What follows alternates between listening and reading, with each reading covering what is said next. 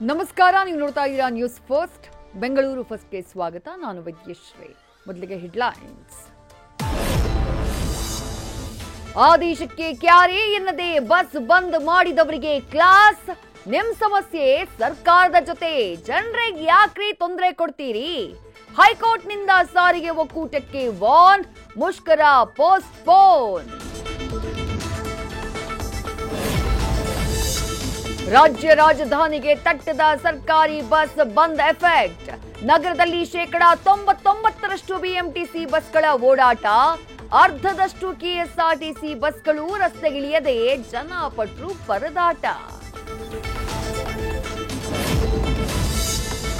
ಪ್ರಾರ್ಥನೆ ಫಲಿಸಲಿಲ್ಲ, ಗಣಪ ಕರಿಯಾಟು ಖ್ಯಾತಿಯ ನಟ ಇನ್ನಿಲ್ಲ. ಜಾಂಡೀಸ್ನಿಂದ ಕೋಮಾಗೆ ಜಾರಿದ್ದ ಸಂತೋಷ್ ಬಾಲರಾಜ್ ವಿಧಿವಶ. ಮನೆಯವರು, ಸ್ನೇಹಿತರು ಜೊತೆಯಾಗಿ ನಟಿಸಿದವರ ಕಣ್ಣೀರು.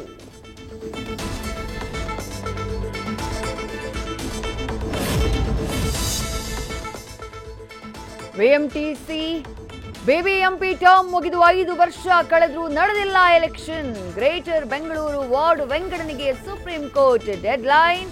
2026ರ ಆರಂಭದಲ್ಲಾದರೂ ನಡೆಯುತ್ತಾ ಚುನಾವಣೆ. ಟೆಂಡರ್ ಪೈಪೋಟಿ ವಿಚಾರಕ್ಕೆ ಸದ್ದು ಮಾಡ್ತಾ ಇದೆ ಟನಲ್ ರೋಡ್. ಸಭೆಯಲ್ಲಿ ದೇಶದ ಟಾಪ್ ಕಂಪನಿಗಳು ಭಾಗಿ. ಅದಾನಿ, ಟಾಟಾ, ಯಾರ ಪಾಲಾಗಲಿದೆ ಪ್ರಾಜೆಕ್ಟ್?